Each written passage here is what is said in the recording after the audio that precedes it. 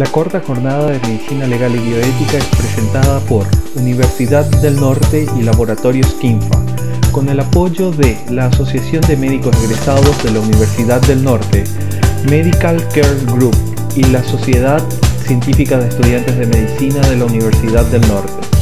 Muy buenas tardes, reciban un cordial saludo y sean todos bienvenidos a este segundo día de la cuarta jornada de Medicina Legal y Bioética.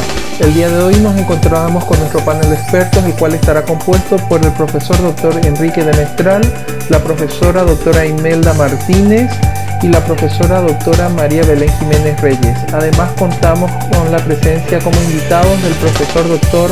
Juan Daniel Acosta González, jefe de la Cátedra de Medicina Legal de la Universidad del Norte, y el profesor Dr. Óscar Alexis González Casco, director de la carrera de Medicina de la Universidad del Norte.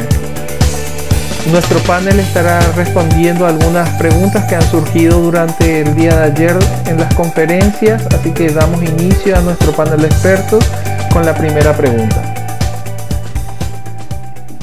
La primera de ellas que tenemos dice: en cuanto a las directivas anticipadas, si existen pacientes que cumplen a cabalidad los cuidados con consultas periódicas y seguimientos acabados y calificados por médicos de cabecera, si en estos casos la directiva anticipada o el médico tratante podría abogar por la salud de su paciente, y qué se necesitaría para estos casos. Bueno, a ver un poco si llego a entender la pregunta, ¿verdad? Las voluntades anticipadas es un documento que uno escribe y firma en pleno estado de salud para cuando él no pueda, o en el caso de que él no pueda expresar su voluntad, cuando esté en una situación de salud muy precaria. ¿Me escuchan? Sí, profe, lo escuchamos bien. Bueno, esa es la directiva anticipada. No veo, bueno, y para eso estamos trabajando hace 6 años en una ley que tiene que salir para que sea un documento legal para que los médicos, cuando reciban a este paciente y si los familiares acercan este documento, entonces que los médicos puedan tener de qué agarrarse para cumplir más bien la voluntad del paciente y los límites que el paciente pueda desear.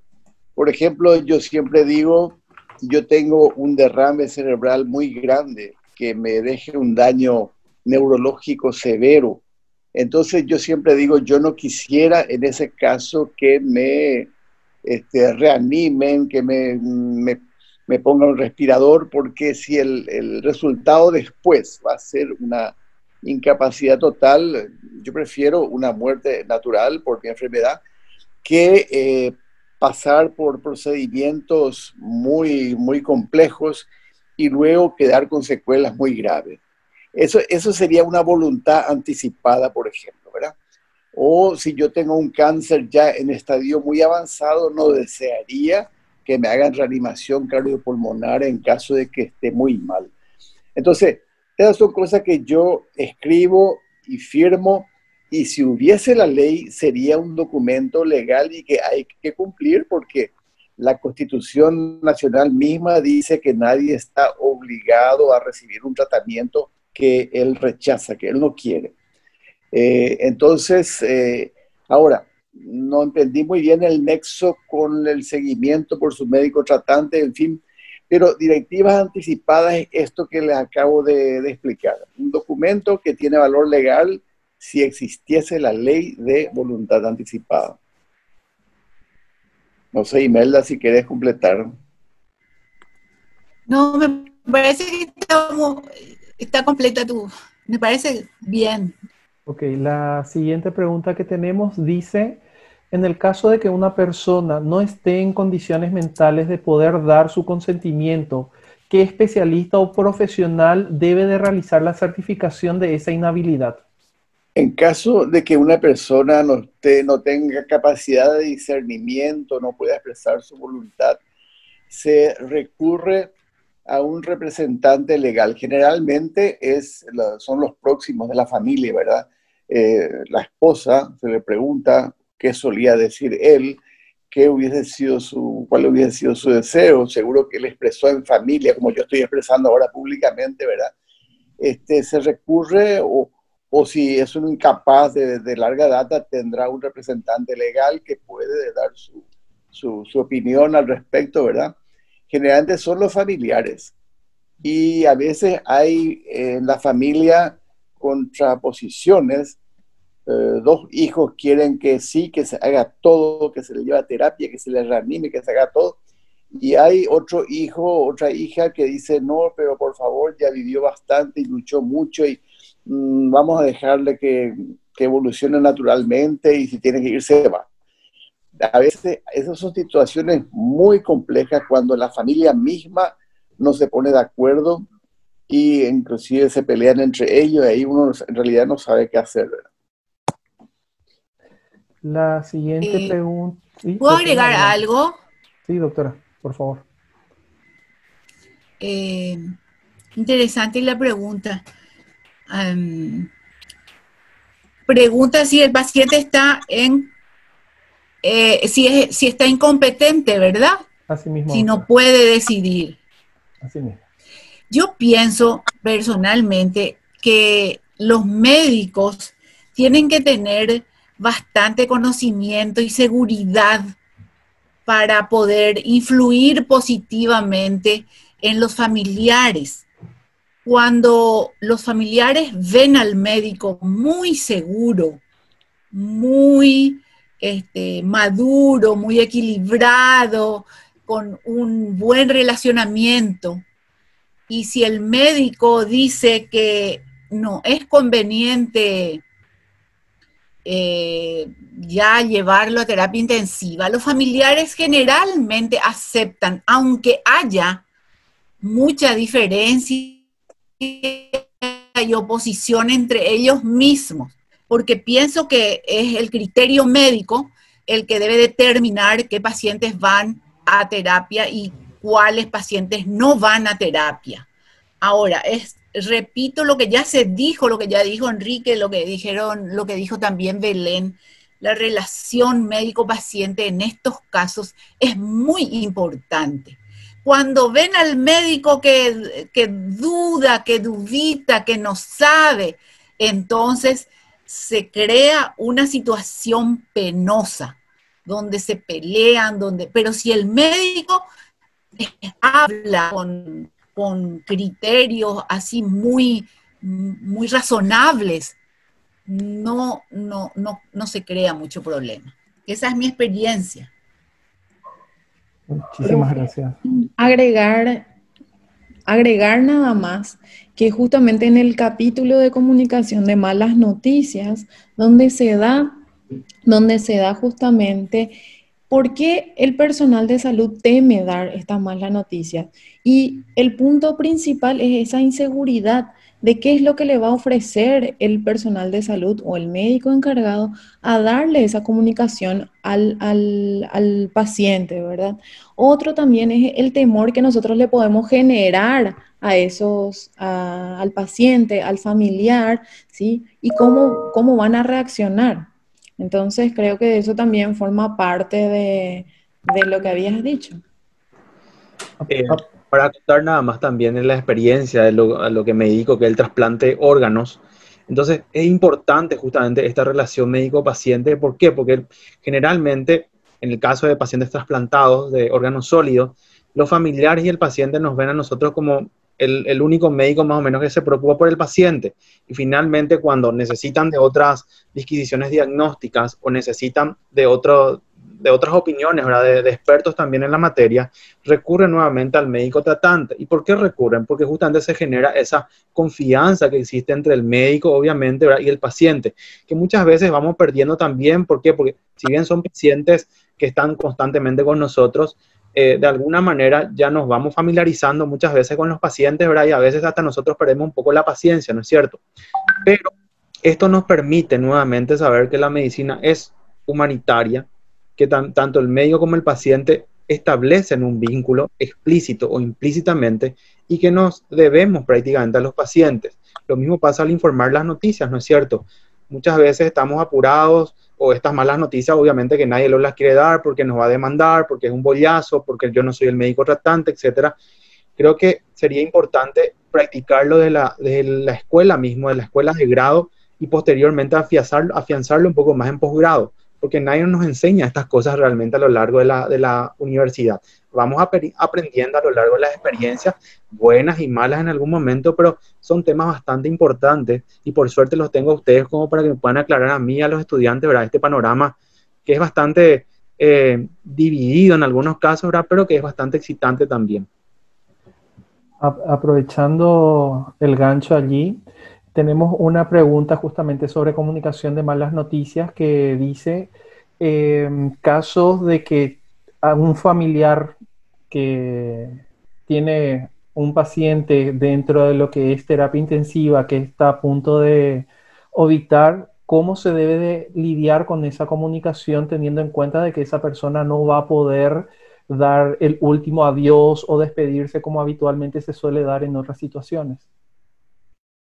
Bueno, acá voy a tomar las palabras del profe de Mestral, que hace poquito con la profe Imelda también estuvimos en cuidados paliativos, en un curso que hicimos de cuidados paliativos en pacientes con COVID. Y nos refería el profe de Mestral, si me corrige también dicho sea de paso, que en São Paulo, por ejemplo, existen voluntarios sanitarios o no, ¿sí? Que llevan, por ejemplo, sus celulares al lado de los pacientes y le hacen tipo videollamadas, les muestran a sus familiares con COVID que no pueden tener ese contacto con sus familiares. Entonces, esa relación con los pacientes con COVID y ya en cuidados paliativos o que no pueden tener ese acceso, entonces esa es la comunicación, pero existen es como un voluntariado. Es lo que es.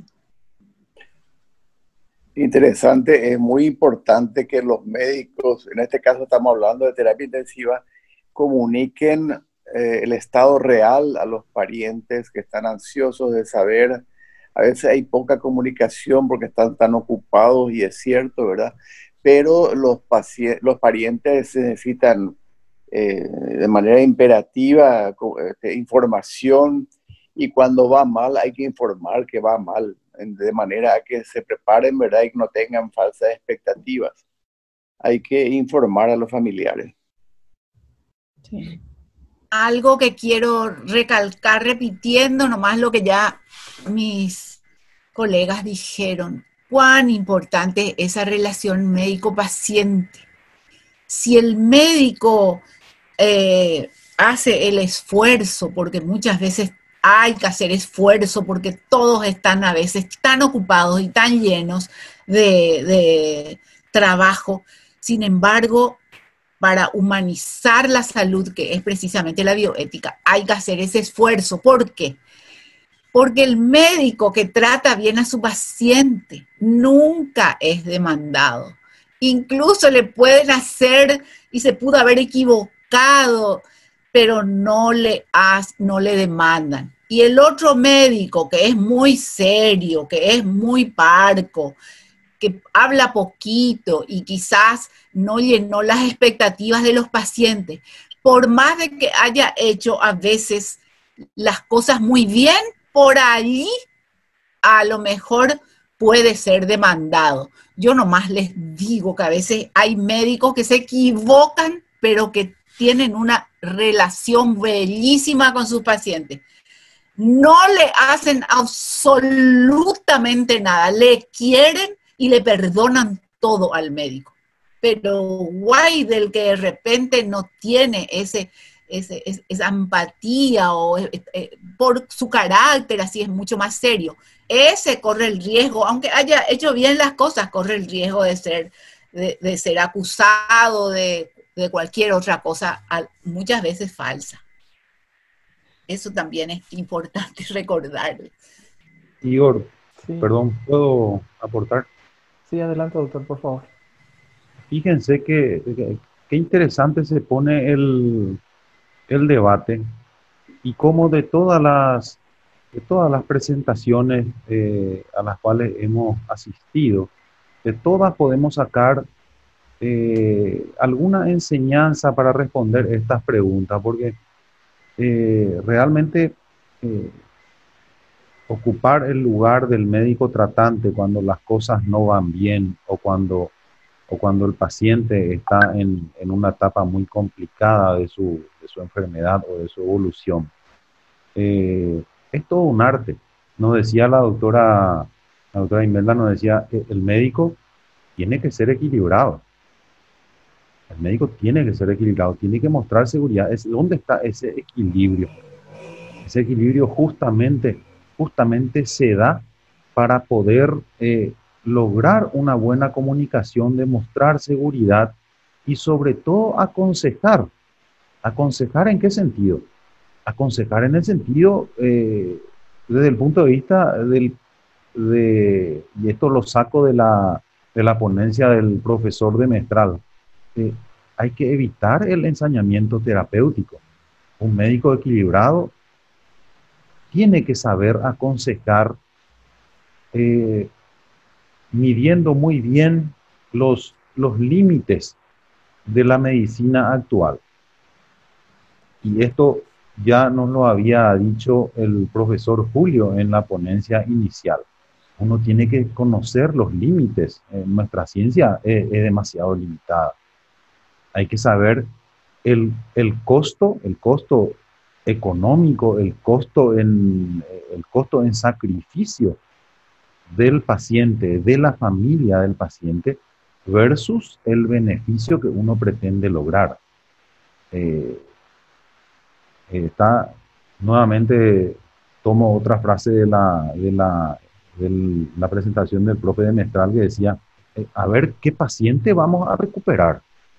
Vale la pena ensañarnos y gastar todos los cartuchos de la medicina moderna cuando que realmente el paciente que vamos a recuperar no tiene una expectativa o no tiene una esperanza de vida que nos alienta a incurrir en esas cosas.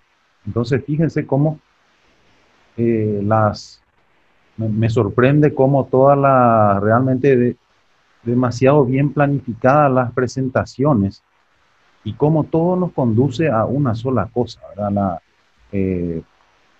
Tener el equilibrio suficiente como para poder aconsejar a nuestro paciente. Y eso solamente basado en una buena comunicación con el paciente y con los familiares. Gracias. Quiero agregar a lo que dice excelentemente Alexis, el doctor Alexis. Es deber, y me parece que Julio y en los demás también dijeron, es deber del médico actualizarse y estudiar siempre. Yo les suelo decir a los alumnos, nunca más ustedes van a dejar de estudiar. Toda la vida van a estar estudiando, porque eso es lo que va a dar también seguridad y le va a dar equilibrio al médico. El tener con Alexis me parece muy importante. Y lo que decían los otros ponentes también. Equilibrio, moderación, conocimiento, empatía, pero todo eso le puede dar el estudio. Es un deber ético. Aquí tenemos a muchos estudiantes. Por eso es que quiero recalcar que el único trabajo que tienen los estudiantes es estudiar, estudiar, estudiar ahora, sin perder tiempo. Gracias. Gracias, profe. De hecho que un poco hablando también de mi experiencia profesional, en los años que yo tengo en el ejercicio de la abogacía, se nota mucho en los casos donde hay un problema de comunicación entre el médico y los familiares, especialmente cuando hay demandas por lo que pudo haber sido mala praxis. Cuando hay una buena comunicación, hay familiares que son los que estuvieron más cercanos efectivamente, que salen generalmente en defensa de los propios médicos. Si bien es cierto que en Paraguay no tenemos muchos casos en comparación con Brasil o Argentina u otros países de la región que sí las demandas médico-legales son bastante abundantes, pero es sumamente notorio cómo esa comunicación puede ayudar incluso a veces a no llegar siquiera al conflicto médico legal. Desde ese punto de vista, jurídicamente hablando, yo creo que sí es muy importante también la comunicación. Otro punto allí, enganchando un poco todo, que algo que yo he notado y que no conozco dentro del país son equipos multidisciplinarios para el acompañamiento de pacientes terminales. Hay países en el primer mundo, por ejemplo, incluso que tienen no solamente la parte médica, sino también la parte jurídica, teniendo en cuenta de que una persona que está en estadio terminal, que sabemos que en cualquier momento puede fallecer, necesita también ir ordenando sus cuestiones jurídicas y no que sea una cuestión, que se vean los que se quedan. Entonces, veo que hay acompañamiento psicológico en algunos casos, hay también el tema de lo que es el acompañamiento para aminorar lo más posible el sufrimiento de la persona, pero que como que siento que faltan otros componentes. No sé cuál es la experiencia de los presentes con respecto a este punto. Sí, le puedo decir, los cuidados paliativos contemplan un equipo multidisciplinario de acompañamiento y de asistencia a los pacientes terminales. Claro que en el caso del COVID es diferente por la contagiosidad y la peligrosidad de la enfermedad.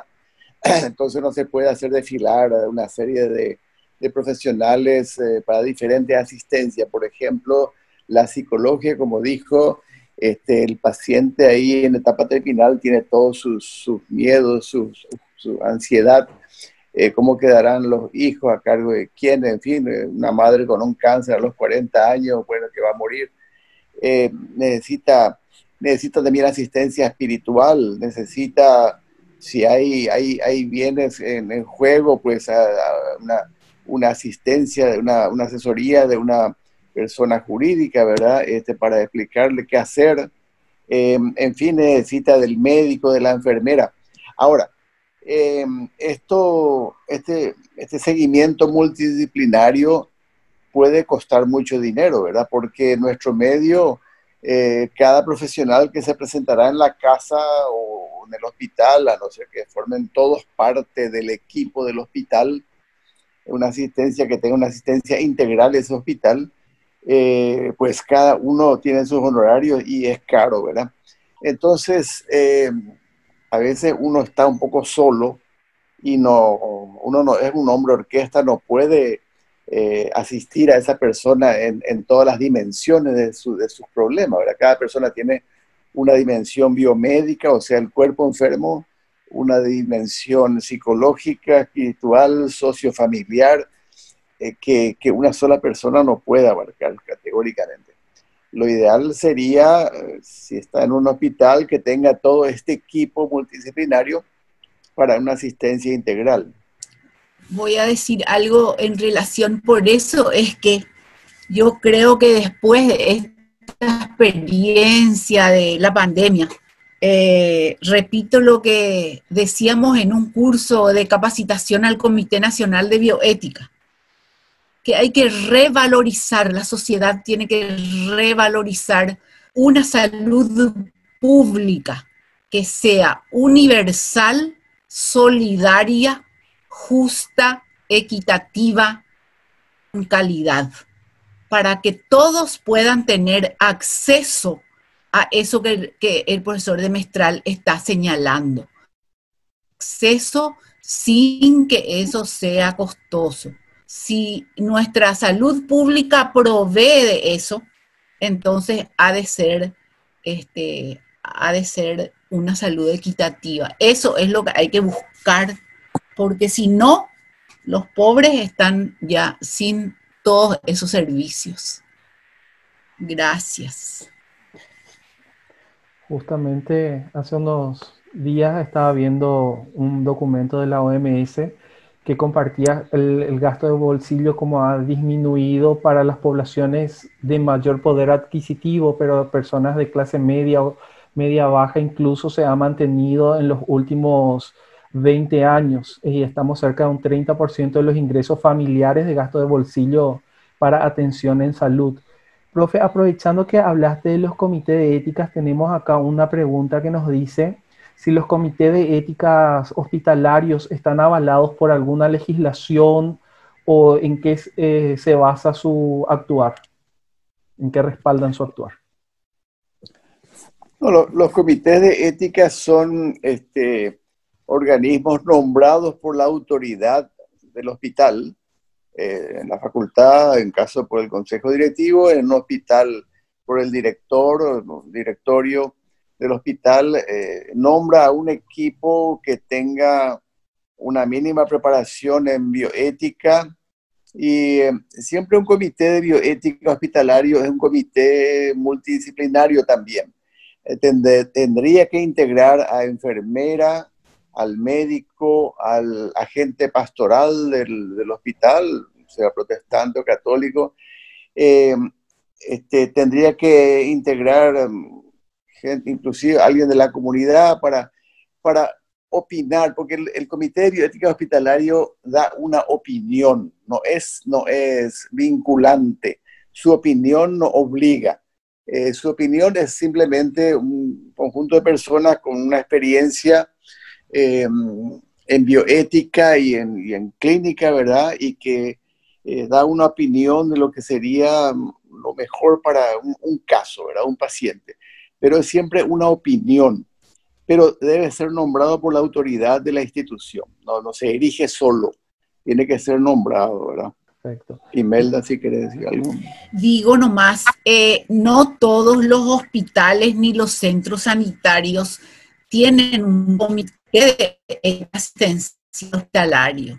Es muy interesante porque ayuda a los médicos. Muchas veces los profesionales tienen dudas y quieren estar un poco respaldados por la opinión de varias personas, como dijo Enrique, que están en un comité. El juicio del comité asistencial no es vinculante, ya se dijo también, pero es muy útil en caso de que haya algún tipo de judicialización de la práctica sanitaria. Porque si por allí el comité asistencial hizo una recomendación y el médico no siguió esa recomendación, allí pueden haber algunos problemas. Pero si siguió, es como si eso respaldara un poco la actuación del médico.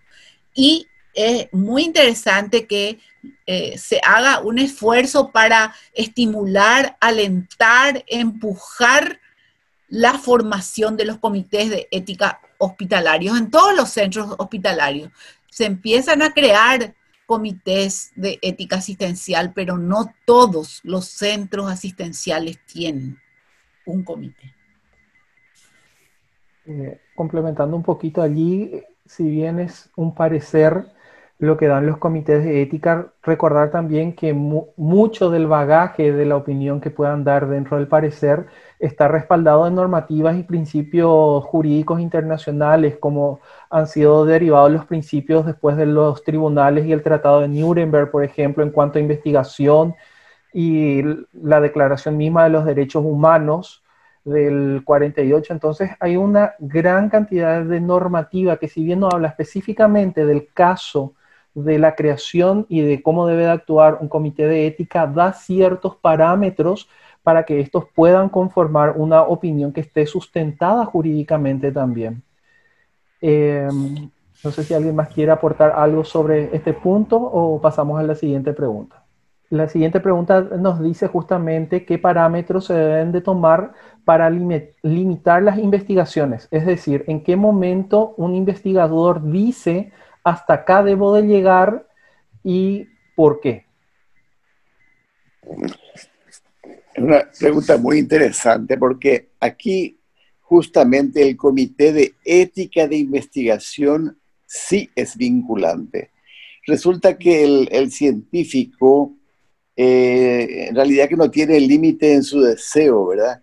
Y alguien tiene que representar a la sociedad y proteger a la sociedad, proteger a los participantes de investigaciones.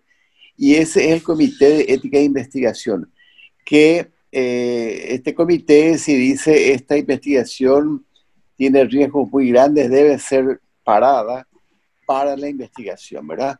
Y el que debe autorizar el inicio de una investigación, de un protocolo, es el Comité de Ética de Investigación. Si no tiene esa autorización del Comité de Ética de Investigación, no puede iniciarse una investigación. Porque justamente el Comité de Ética representa a la sociedad, protege a la sociedad, o sea, los participantes en este caso, de la falta de límite que se puede establecer un investigador. No sé si el doctor Torrales está por ahí, pero él podría completar también esta. Profe, pero también decir que cada paso, o sea, que se conocen los pasos en una investigación y que siempre esto está en un continuo evaluar. Entonces, al ver si es que, por ejemplo, en qué momento parar, por más que el comité de ética haya dicho, bueno, sí, ok, se procede a este trabajo, siempre hay una evaluación continua en todos los pasos que haya en una investigación. Eso. Profe Imelda, no sé si tenés algún comentario. Yo siempre repito lo que los otros ya dijeron. Es muy importante nomás porque dicen que la repetición es la base del conocimiento. Entonces, es muy importante recordar otra vez, es el Comité de Ética en Investigación. Tiene que hacérsele caso a lo que dice el investigador. Y lo que dijo Belén, a mí me parece también importante. Este comité tiene que seguir un poco los pasos de la investigación, porque quizás le haya dado permiso y haya dicho está todo bien, pero en algún momento, ya decía Enrique, el investigador pues quiere saber, y muchas veces puede que no, en algunas ocasiones puede ser que no, que tiene que pararle a alguien. Tiene que decirle, miren, esto no se puede hacer. Y ese seguimiento que señaló Belén es importante. Antes de continuar, queremos mencionar nuestra palabra clave del día, que es bioética. Recuerden completar la palabra clave en el formulario de asistencia del día de hoy para poder tener acceso a la certificación. Repito, la palabra clave del día es bioética. Y de esta manera continuamos.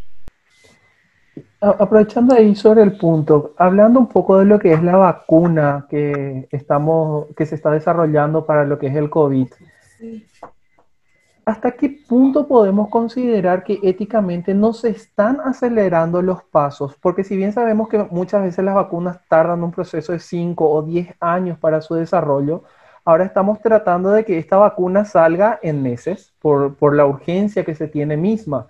Pero ¿cómo podríamos dar cierta tranquilidad también a los futuros usuarios, teniendo en cuenta de que no vamos a tener estudios prospectivos dentro de los próximos 10 años, siquiera que nos avalen que esta vacuna es segura?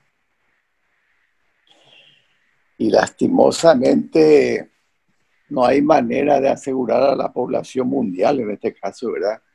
Cuando estén listas 3 o 4 o 5 vacunas, hay varias entidades que van a lanzar la vacuna, creo que a inicios del año que viene, pues no hay un tiempo atrás para decir no pasó nada con esta vacuna, no sabemos si van a...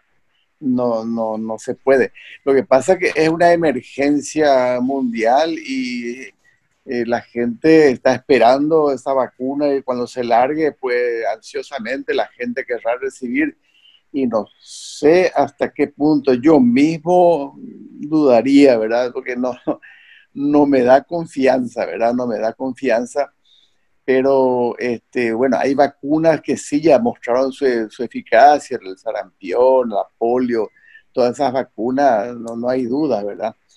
Ya tienen mucho tiempo atrás, pero esta nueva que se está haciendo una velocidad máxima, no se le puede dar garantía al mundo entero de que van a ser inocuas, ¿verdad? No se puede. Hay una pregunta que yo hago a todos.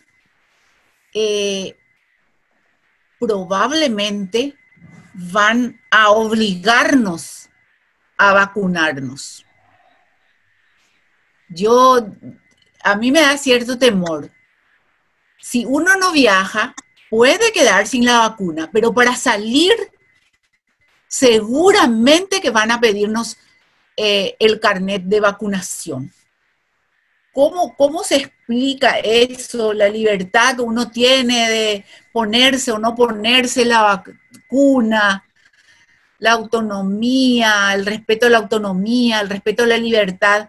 Yo pregunto a todos, ¿qué es lo que vamos a hacer si es que nos obligan a vacunarnos cuando no tenemos suficiente garantía? Y bueno, en la fiebre amarilla, por ejemplo, en el Brasil se exige, el que va a ir al Brasil, creo que se exige la fiebre amarilla. Y si no querés, no te vas. Sencillamente no tenés la...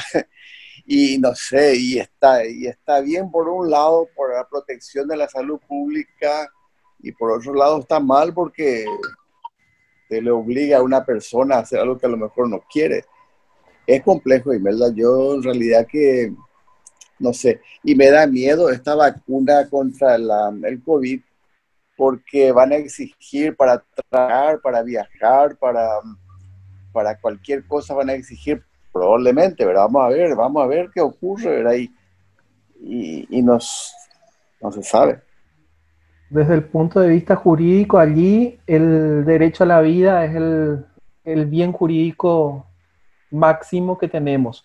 Le sigue el derecho a la salud, porque sin salud no tendríamos vida.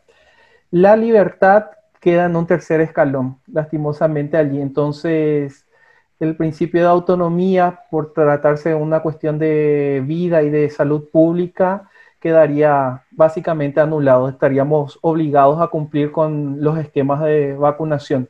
Mismo profesional de blanco que seguro va a estar en primera línea.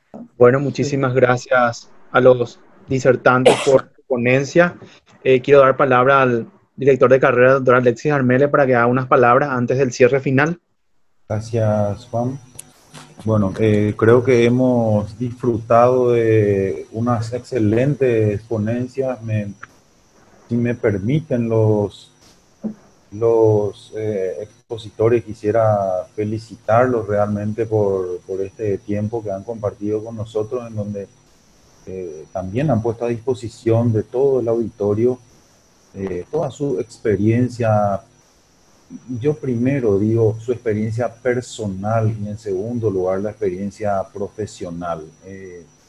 Creo que somos primero personas, o se debe ser primero una buena persona para ser después un buen profesional.